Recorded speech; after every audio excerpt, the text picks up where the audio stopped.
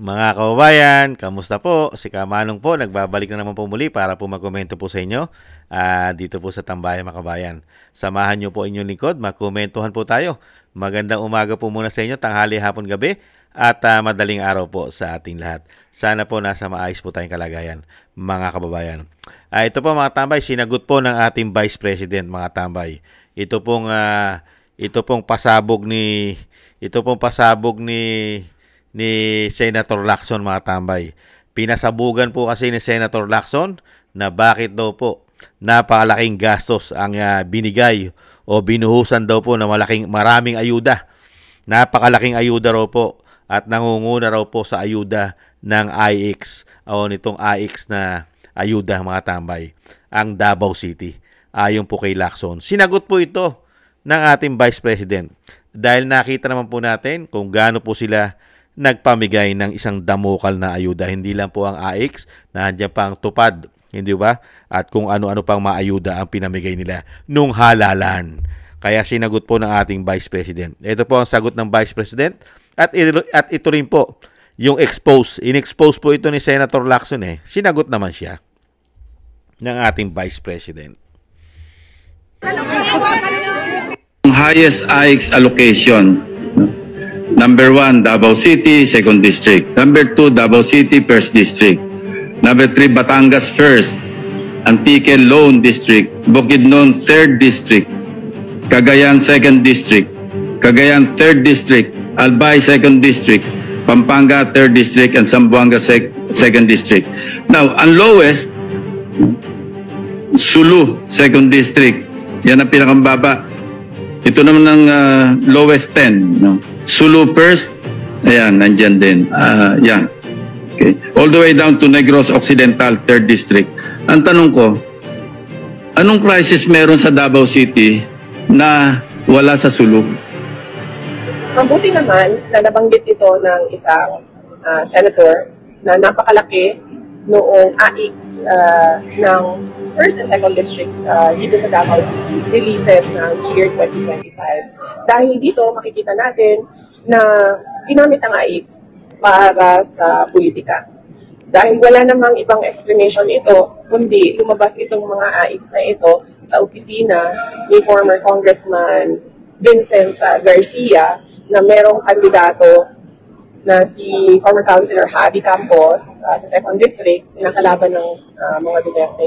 At sa 1st District naman, through the PBA party list, kay Congresswoman Mix Nograles na at that time running for a Congresswoman of the 1st District. So, dito makikita natin na ginamit sa politika yung AX, ginamit sa mali yung pera at sana ay tingnan din nila yung mga iba pang congressional districts ng mga congressman na pumirma sa impeachment. Highest AX allocation. Number 1, Davao City, 2nd District. Number 2, Davao City, 1st District. Number 3, Batangas 1st. Antique Lone District, Bukidnon 3rd District, Cagayan 2nd District, Cagayan 3rd District. Hindi po ba lahat po na nabigyan ng AX ay puro po kaalyado na administrasyon? Hindi po ba? Hindi naman po bobo, tangat, gago mga Pilipino. Halos nabigyan po ng AX na yan at yung mga tupad at kung ano-ano pong ayuda na pinamigay ng halalan. Hindi po ba? Ay puro po halos kaalyado at yung mga pumirma sa impeachment. Ano po sabi ng Vice President? Tingnan din, dahil halos lahat po ng pumirma sa impeachment ay meron pong mga ayuda katulad po ng AX. Di ba? At ano po ang sabi ng Vice President?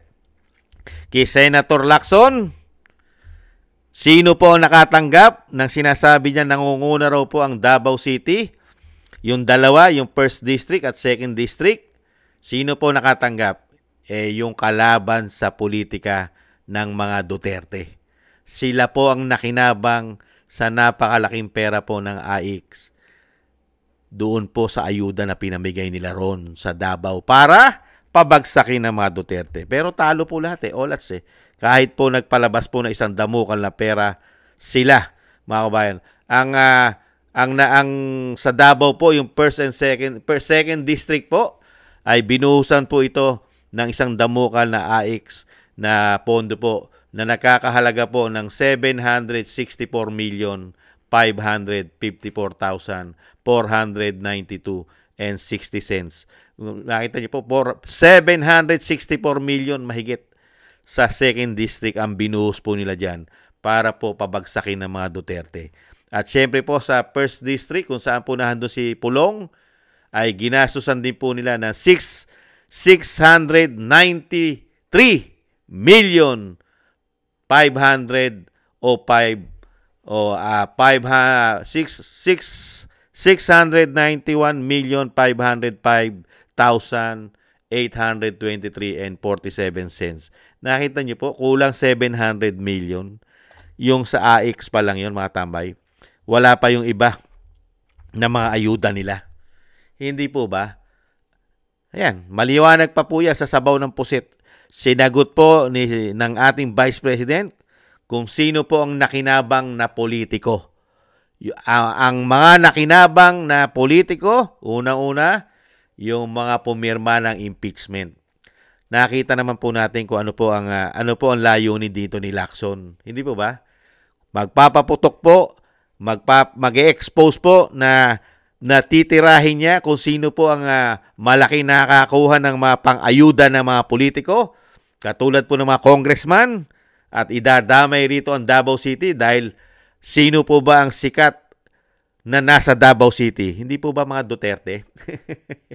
Ngayon, doon niya patutukuyan ito umano sa mga Duterte na grabe po makahawak ng pera ang mga Duterte sa pondo ng bayan. Ang tanong, pinahawakan niyo po ba ng malaking pera ngayon ang mga Duterte? Sige nga.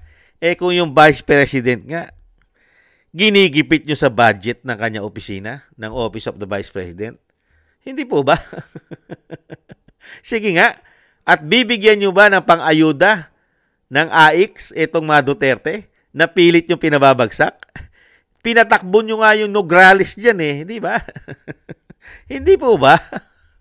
At grabe po ang nakita namin ng politika na binuhusan po dyan at pati po ang mga kababayan natin sa Davao ay nagsasabi na talagang bumabaha ng pera. Yung mga kalaban ng mga Duterte ay gumagamit ng isang damukal na pera politika para po pabagsakin sila. Kaya Senator Lacson, napaghahalata po kayo. Talagang gusto nyo lang ikabit sa mga Duterte yata yung issue ng korupsyon. Korupsyon po kasi ito, itong AX na to, korupsyon po ito. Nakita nyo po kung gaano sila kalalaki magpamigay, itong mga demonyo na ito. Samantalang walang kalamidad. Samantalang ngayon napakaraming kalamidad. Wala pong mga politiko na nagpapamigay po ng daan-daang milyong piso o bilyong piso sa mga nasakuna ngayon. Meron po ba? Nakikita nyo po ba nagpapamigay mga congressman ngayon? Na daan-daang milyon, bilyon sa mga nasakuna, na baha, na lindol, nasunugan? Sige nga, di po ba wala? Ganyan po kawawalang hiya itong grupo na ito. Napakalawawalang hiya, mga tambay. Buti na lang po, mga tambay, ang Vice President ay lagi pong handa na itama po ang mga kademonyohan nila. Lalong-lalo po ang mga issue na pinakakalat nila umano. Grabe, ibang klase. Puro kaalyado nila ang gumagawa ng kasakiman, pagnanakaw, korupsyon, pero lagi po itong ikakabit sa mga Duterte. Katulad po ngayon, bakit daw po number 1 ang Davao City sa mga ayuda ng pamahalaan, lalong-lalo yung AX nila. Kaya nga po, ano sabi ng Vice President, uulitin ko po, hindi nila nahawakan yon.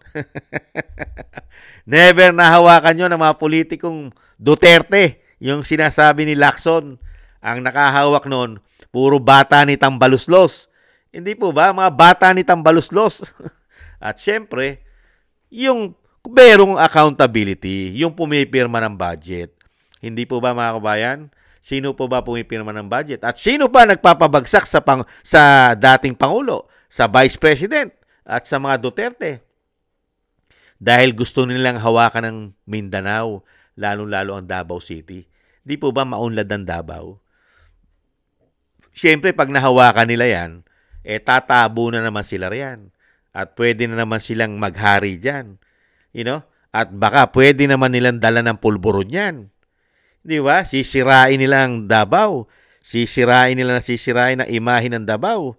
At alam naman natin na open sila sa pulburon ngayon. Hindi kaya? Kaya yung sinasabi nga po natin madalas, ang kasamaan, hindi po yan magtatagumpay. Lalong-lalo kung pangmatagalang kasamaan. Hindi po.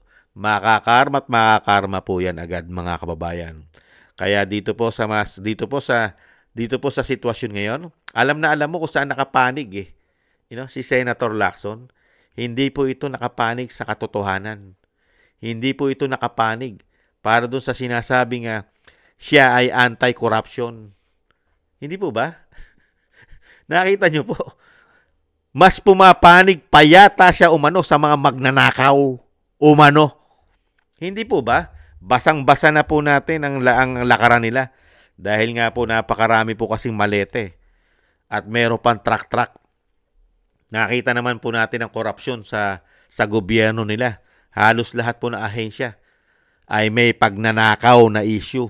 Magmula po sa Malacanang hanggang baba. Pati lahat ng ahensya ng gobyerno. Katulad po ng BIR, truck na pera daw. Grabe ang korupsyon dyan. Ganon din ang Bureau of Customs, DPWH. Hindi ba? Halos lahat. DepEd. Di ba? Yan. May mga issue sila lahat. Hindi ba? Grabe. Pati yung pinanggalingan ng presidente na hinawakan niya, yung Department of Agriculture, yung DA. Grabe rin po yan. Hindi po ba? Grabe. Halos lahat. Pati po ang health system natin. Grabe rin po nilang nakawan. Hindi po ba katulad ng PhilHealth? Ibang klaseng gobyerno ito. Pati ginto nating reserve. Bigla na lang po nawawala. Unbelievable. Pati po ang pera ng taong bayan doon po sa Maharlika Investment Fund. Wala na rin po tayong balita dyan sa mga hindot na yan. Kaya dito po sa ginagawa pong ito, talaga pong grabe po. Grabe po ang paninira at pagpapabagsak nila sa mga Duterte. Pero umaasa naman po tayo. Katulad po ni Kamanong, umaasa po ako mga kabayan na isang araw po, lahat po ng ginawa nilang kademonyuhan at kawalanghyan at pagnanakaw sa ating bansa ay pagbabayaran po nila lahat ito. Lalong-lalo po ang ginawa nila sa pamilya Duterte. Grabe po ang ginawa nila. Sana po dumating po yung araw na yon na sila naman po ang singilin. Lalong-lalo po ang mga ninakaw nila sa ating bayan, sa ating mga buwis. Sana po ay maparusahan po sila at isuka po nila lahat ang ninakaw nila. At umaasa po si Kamanong na magagawa po yan ni Vice President Sara Duterte. Lalong-lalo na po kung siya po ang magiging Pangulo ng bansa. Lalong-lalo po yung issue po ng pulburon ng nakaupo ngayon ay sana ay matuklasan at malaman din ng taong bayan yan. Yung lihim na tinatago niyan. At syempre po, lahat po ng ginawa ng Commander-in-Chief ni Tambaluslos, lahat po sila, mga kabayan, ay managot sa mga kasalanan nila. Hindi po ba? Maraming salamat po mga tambay. Yan po ang sagot ng ating Vice President dito po sa patutsada at pasabog ni Senator Lacson na tinutukuyan ng Mindanao sa napakarami daw at nangunguna pagdating daw po sa AIX na itong ayuda na pinamigay po ng mga pumirma sa impeachment ng Vice President. Unbelievable. Ibang klase ka, Senator Lacson. Ibang klase ka. Wala ka nang alam kung hindi puro sa Duterte din, ha? Kaya how much? How much po ang inyong dignidad? How much? Nagtatanong lang po si Kamanong. May presyo na po kasi ngayon ang pagiging yung dignidad mo, yung prinsipyo mo. May presyuhan na po talaga yan. Kung kailan ka tumanda, yan ang iiwanan mo legasiya sa iyong pagkatao. Unbelievable. Thank you po sa gusto po natin tambayan makabayan sa YouTube at TikTok at ganoon din po sa mga ating mga subscribers, sa mga nagbibigay po ng tulong at biyaya. Thank you po at sa mga nagko-comment, like, share, and subscribe. Maraming salamat po mga tambay. Ingat po tayong lahat. Sa muli po, paalam po muna. Bye-bye.